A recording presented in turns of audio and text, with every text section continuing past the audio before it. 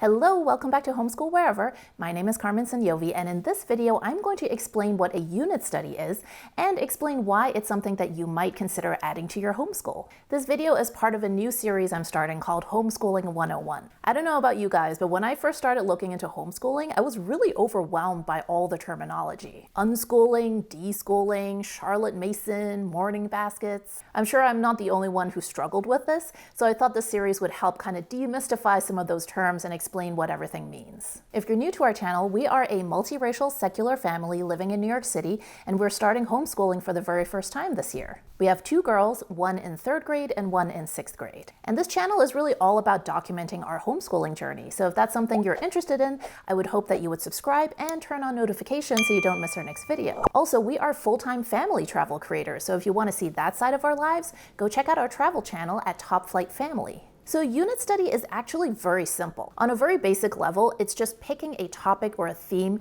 and then studying it for an extended period of time. So the topic or theme that you pick could be super broad, like oceans, or it can be super specific, like vanilla ice cream. You can do something very traditional, like apples, or you can do something a little more unconventional, like the history of punk rock. It's really up to you and your family. But the idea behind a unit study is that you're taking this topic or this theme and you're studying it in a way that's kind of interdisciplinary. So it's an opportunity to bring a lot of subjects under one umbrella. So let's say you go with vanilla ice cream as the topic of your unit study. It's very easy to bring in history. So what is the history of ice cream? Who invented it? Who popularized it? And you can also dig into the history of vanilla. Apparently, it used to only be used as perfume, but then later people realized it could be used as a flavor for food as well. You can get into geography, like where is vanilla grown? Where do we import vanilla from? You can get into math by making ice cream together and teaching your kids about fractions, half a cup, quarter cup, 1 cup. You can bring in vocabulary words like temperature or flavor or texture. And there's definitely a lot of science you can bring in as well. Study what's the science of ice cream. Learn what an emulsion is. Learn what crystals are. And learn that how creamy an ice cream is depends on the size of the ice crystals that form. You can bring in art. Maybe have everybody make a painting that's inspired by ice cream. Or if you want to be more specific, maybe do a lesson on the pop art movement and have everybody create a pop art inspired painting of an ice cream cone. So as you can see, doing a unit study is just a way to bring in different modalities of learning, and also it really helps kids see the connections between these different subjects that usually are studied in a very separate way, right? Math is on its own here, English is on its own here,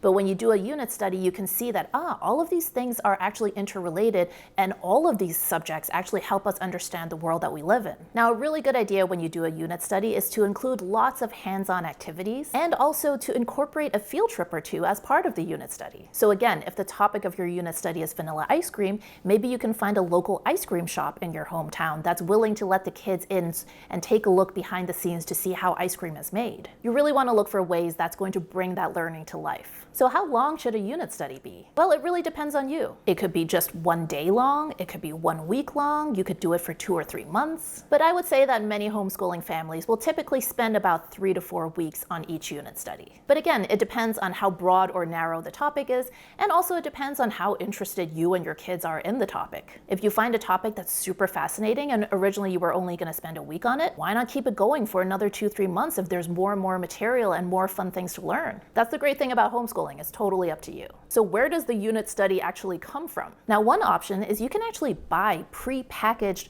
pre-planned unit studies. So if you're looking for more of a plug-and-play option, or you just want to familiarize yourself with the idea of a unit study, that may be a great way to go for your first time. There's also plenty of unit studies online that you can download for free, because a lot of homeschooling families have made their own unit studies on certain topics, and then they've decided to make those available publicly to kind of share the wealth. And of course, if you want the most customized unit study possible, you can create your own. We're currently doing our very first unit study, and I definitely plan on sharing more about that in the future. And down the line, I will also make a video that outlines how I go about planning our unit studies. So make sure you subscribe and turn on notifications so you don't miss that when it comes out. In terms of topics, I would definitely recommend that you do the picking for the first 1 or 2 unit studies, just until you get a sense of how broad or narrow a topic works for your family and how long you can spend on different topics. But once you've got a couple unit studies under your belt, it's a great idea to involve your kids in choosing themes or topics for future unit studies. This is a really great opportunity to allow your kids to explore their interests